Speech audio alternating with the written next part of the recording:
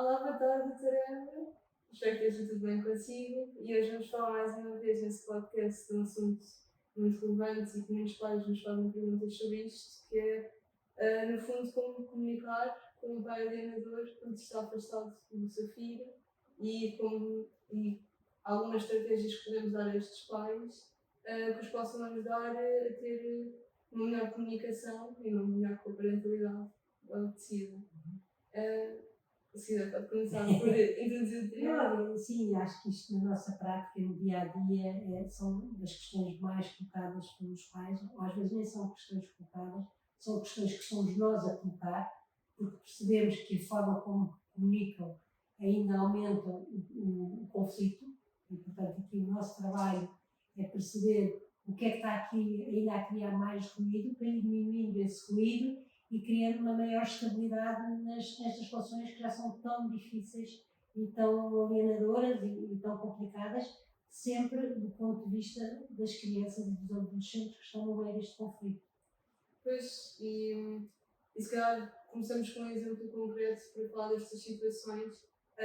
Neste caso nós temos muitos pais pais alienadores que por vezes mandam mensagens como, por exemplo, este fim de semana não pode vir buscar o seu filho porque ele está doente e, portanto, só eu que sei cuidar dele quando está doente e só eu que sei dar estas necessidades básicas e o pai não pode vir buscar este fim de semana. Mas esse é um exemplo que temos muito e acho que é muito importante falarmos sobre isso, como é que o pai ou a mãe alienado, quando percebe um bocadinho que isto é mais uma vez uma razão para evitar o contacto, para evitar que a criança ou o adolescente venha à casa do pai ou da mãe alienado, o que nós temos que dizer é, para já, não reagir imediatamente.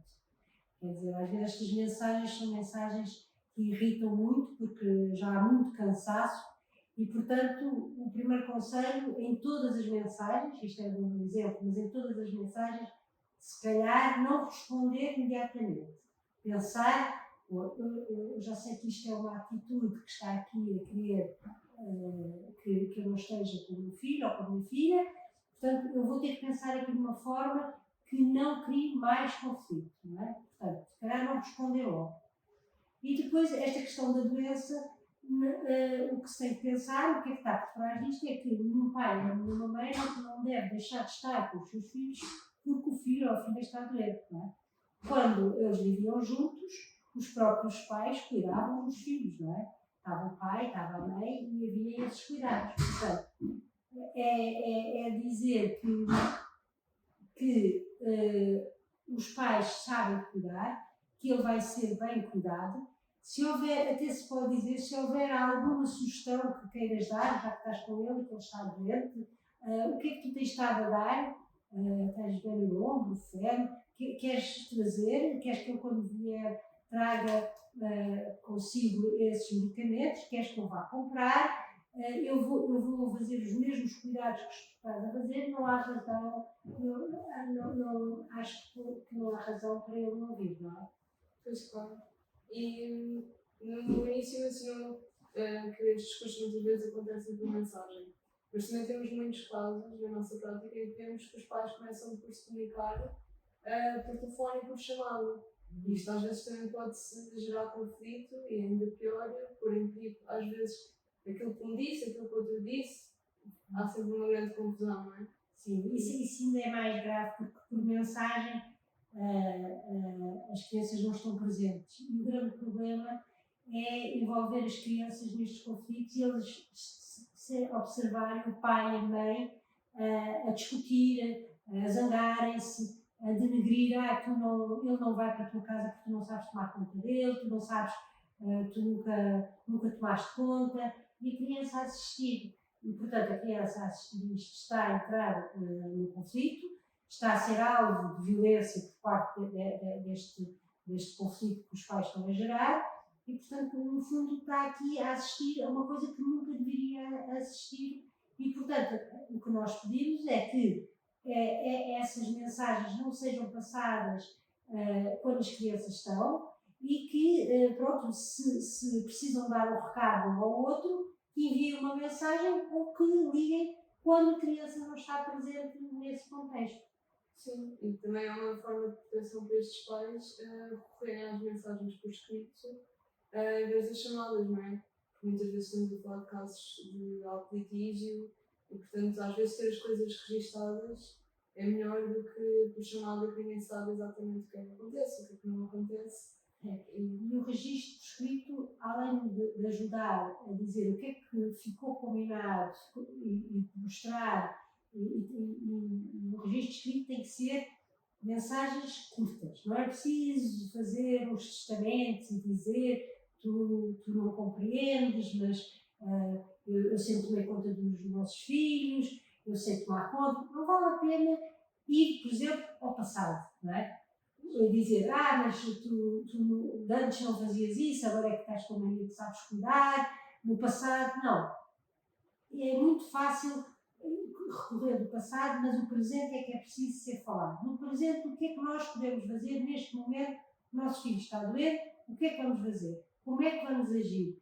E sem discursos longos, porque os discursos longos facilmente entram-se com adjetivos, mas tu não sabes, tu não és boa a cuidar, tu não és boa a cuidar, com estar à defensiva, tu estás a dizer isso porquê? Porque achas que eu não consigo cuidar do meu filho?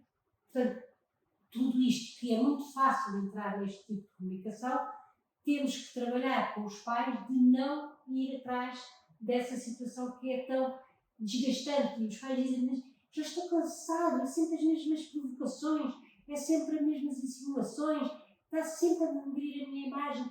Mas o nosso trabalho é não ir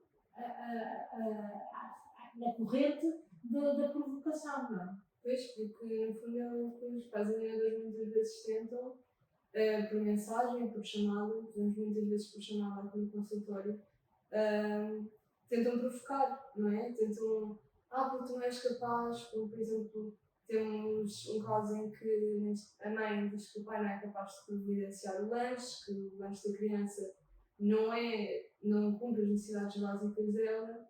E como é que um pai responde a esta questão, não é? Porque é um pai com todas as capacidades e sabe perfeitamente o que é que é bom para o filho e o que é que não. O que é que a doutora Eva aconselha uma mensagem que possa chegar? Nesse caso, nós já tínhamos explicado, estava sempre a colocar questões, tu não sabes dar lanches, os lanches são péssimos, e portanto nós tentámos numa primeira fase dizer estou a tentar pôr uma fruta, estou a tentar pôr um iogurte, estou a tentar, neste caso, um ovo cozido, uma coisa que ir ao encontro também do que ele sabe que é os gostos do filho, não é? Mesmo tendo o pai voltado a escrever que ia ao encontro dos gostos do filho e que sentia que aquilo era saudável, a mãe continuava a denegrir a imagem do pai, a dizer que não, que isso é o que ela achava, mas que isso era péssimo. E, portanto, nestas situações, nós devemos abranger então os profissionais. Não é o que o pai diz, o que a mãe diz, então vamos ouvir um profissional. Vamos enviar uma mensagem ao pediatra e dizer, não vale a pena dizer, a mãe acha que os meus lanches não são bons. Não, dizer, eu estou a dar lanche ao meu filho isto. Acha que é um lanche saudável ou tem alguma sugestão a fazer? Portanto, ao enviar um e-mail ao pediatra, põe a questão se aquele lanche é saudável, o pediatra diz sim, acho que é saudável, não, acho que pode acrescentar isto ou aquilo, e como também é um profissional a dar, não é? Que é neutro, tem uma posição neutra e que vai ao encontro da sua grande preocupação é que as crianças estejam bem, portanto, e acaba um conflito. E em vez de dizer, eu acho que é bom, tu achas que o outro lanche é bom, não, o pediatra do nosso filho, ou o pediatra do nosso filho, aconselha este lanche.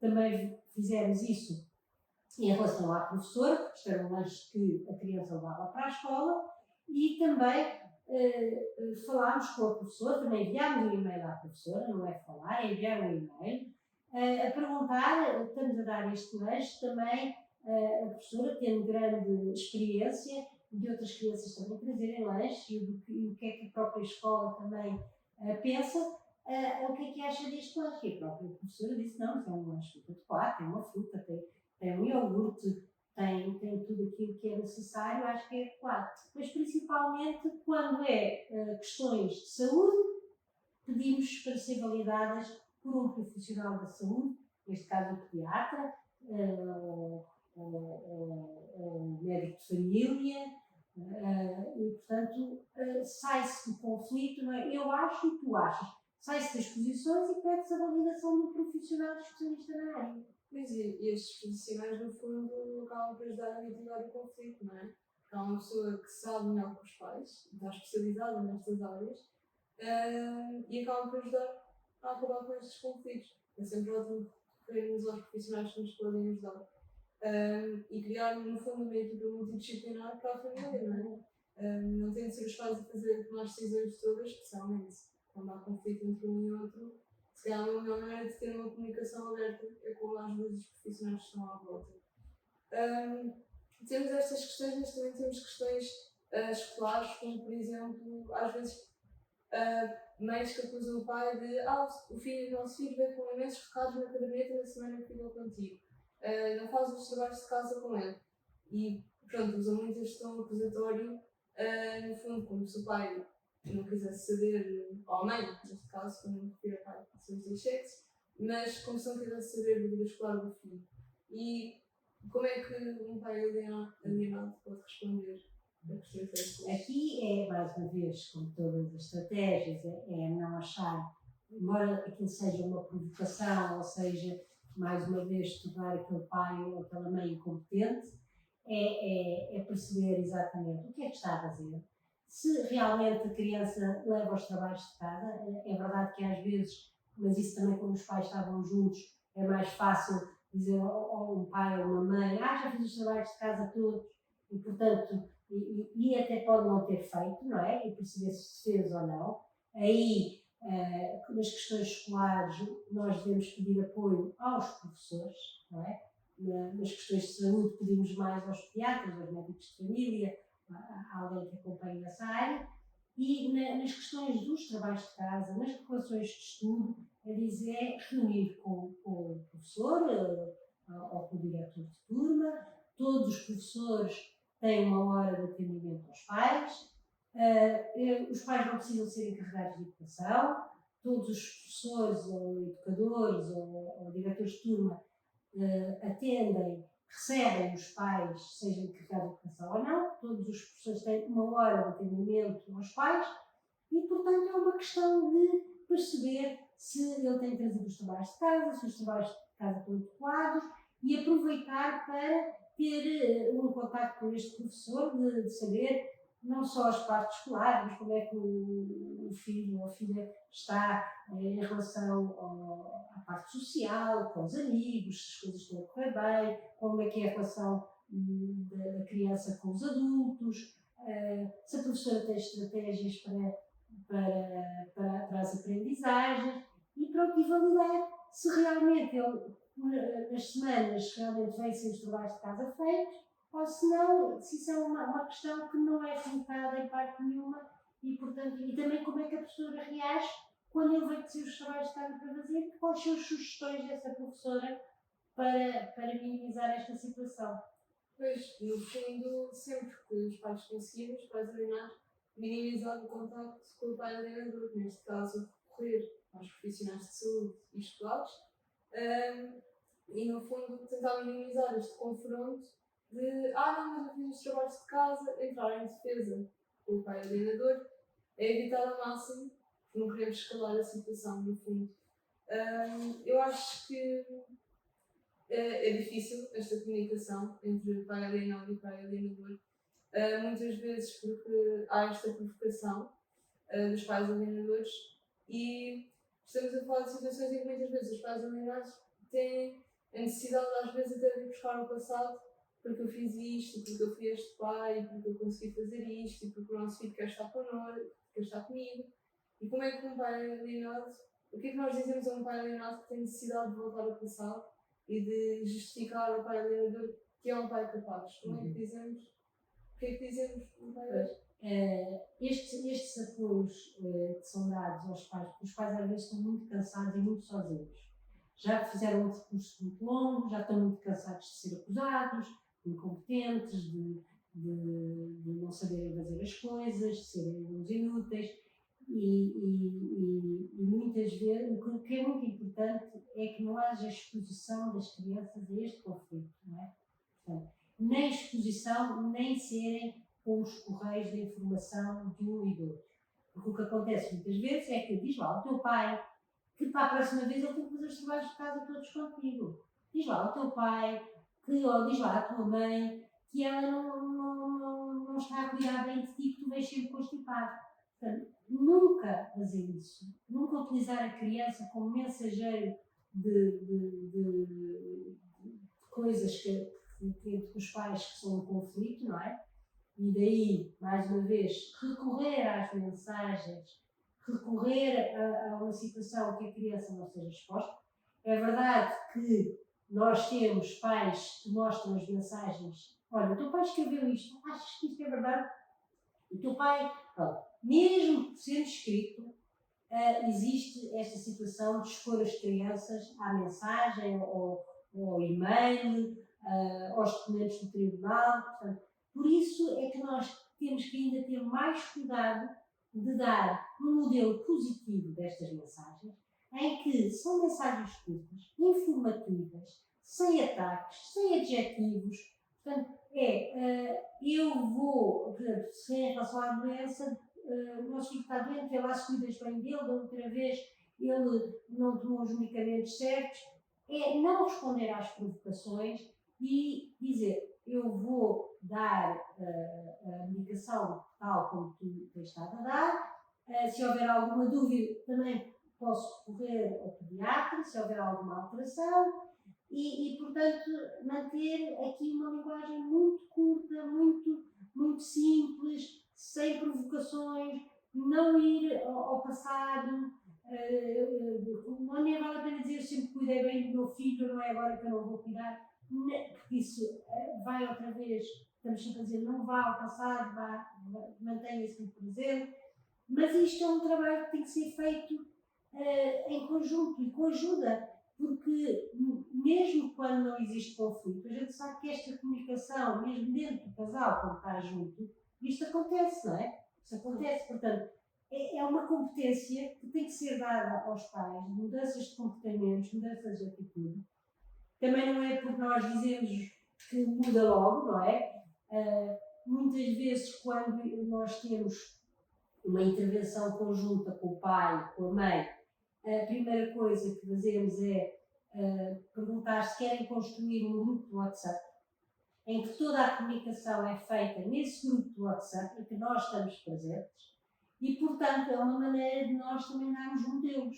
Porque se um pai ou uma mãe escrever uma mensagem e dizer é sempre a mesma coisa, és um inútil, não foste buscar o nosso filho à escola. Pronto.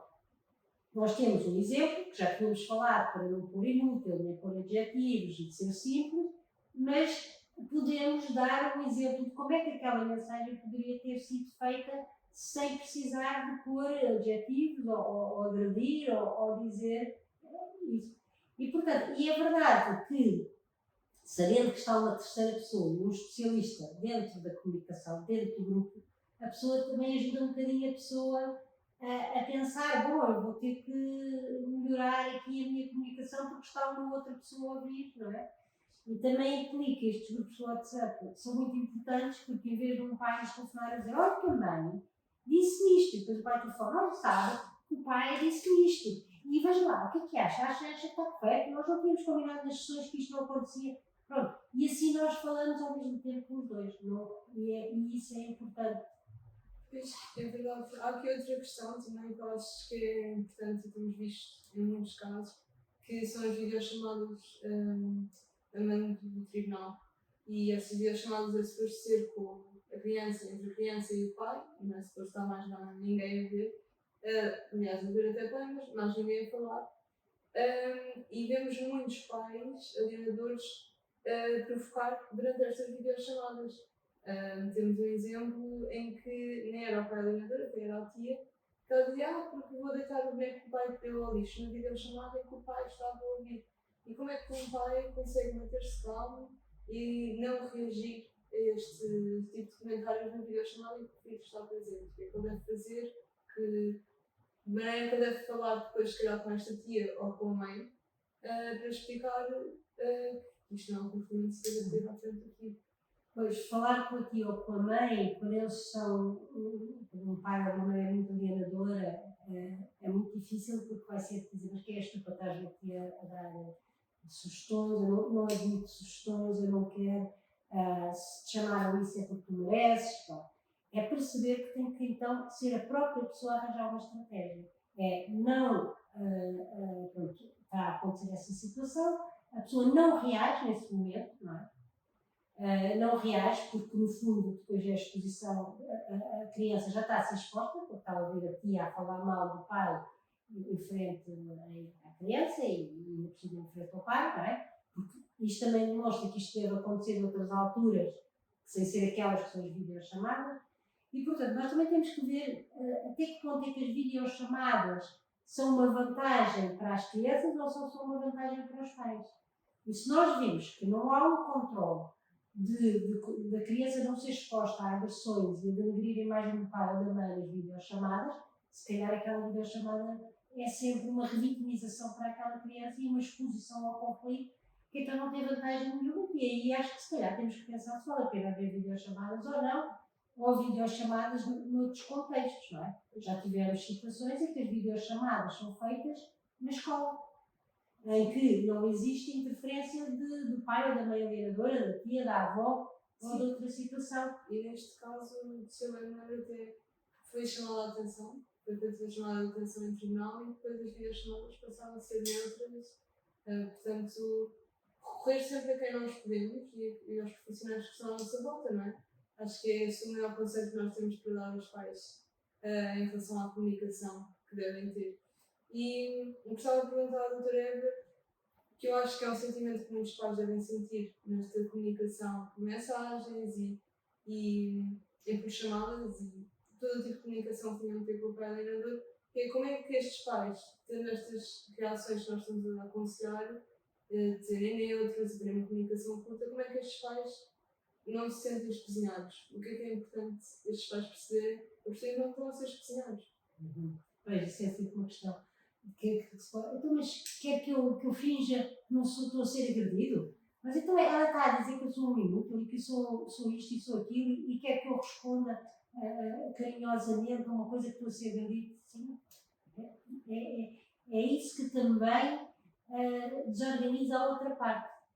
Porque não está à espera. Muitas vezes as pessoas percebem que há uma mudança. O antes e depois de começar a haver uma intervenção com o pai ou a mãe alienado. Porque aquelas mensagens enormes de resposta deixaram de existir, porque também não se responde a todas as questões. Por exemplo, se é enviado um e-mail a dizer uma série de assuntos que nada têm a ver com a criança e que aquilo não tem vantagem nenhuma a responder, também não se responde, não vale a pena. Porque o que os pais dizem é que é horas e dias a responder e-mails, a repensar nisto. E isto estraga muito o ambiente familiar, não é? Porque a pessoa utiliza muito tempo, muito espaço, muita emoção para isto, não é? Portanto, se responder só aquilo que é necessário e responder de uma forma curta, informativa, clara, concisa, sem adjetivos, sem atacar. E, portanto, isto vai diminuindo aqui um cansaço que existia, não é? E a pessoa diz assim, mas então eu vou ficar a pensar, se eu não respondi e que eu não era isto ou que eu não fazia aquilo, eu vou pensar que eu faço. Não se preocupe. Sabe o que faz, já explicou que vai dar um medicamento, já explicou que falou com o pediatra, já explicou que está a dar umas bem, já explicou sobre os trabalhos de casa, já validou com os profissionais, seja da escola, seja da saúde. Isso é que é importante, não tem que sentir que está a ser espezinhado ou que quando lerem isto pensam que isto é verdade. Não precisamos disso. Não precisamos estar sempre a justificar as acusações que nos são feitas, não é? É verdade, e ter confiança de que a sua coparentalidade está a ser positiva ao deixar esta posição de defesa e de ataque, e contra-ataque. No fundo, está a contribuir para uma coparentalidade positiva, mesmo que o pai alienador não esteja, e não só isso, como está a demonstrar que não é uma pessoa reativa, que às vezes consegue manter a calma, apesar destas atuações serem muitas vezes atuações feias e dolorosas de se ler e ouvir. No fundo, é para isto, é para um bem maior, que é o bem-estar das crianças, não é? Retirá-las do conflito e dar estabilidade. Se um dos pais não consegue, mas a mãe continua a fazer isso. As crianças percebem muito bem os modelos que têm. Passado um tempo dizer, mas eu deixei de ver o meu pai a falar sobre este assunto, deixei o meu pai falar mal sobre a minha mãe, ver o meu pai a falar mal sobre. Ótimo! De antes falava, agora não falo. Ótimo! É essas mudanças que nós queremos. E mais tarde eles vão saber quem é que continuou o conflito, quem é que continuou a arranjar problemas, quem é que continuou a falar mal da família paterna, materna, quem é que... Mas a certa altura as crianças, os jovens dizem, não, depois o meu pai não deixou de falar, o meu pai não reagia, o meu pai estava lá sem conflito. E, portanto, estes modelos é que são importantes também, não é? Sim, no fundo é deixar as crianças serem crianças e deixar os adultos tratarem dos seus assuntos e conflitos entre eles. Não é verdade? Porque já foram um casal e já foram pais juntos também, conseguem trabalhar na sua compatibilidade juntos. Mesmo que seja só um arrumar para o lado positivo da criança, vai se lembrar disso e vai se lembrar de quem é que a deixou viver aqueles anos enquanto criança. Não é verdade? Exatamente.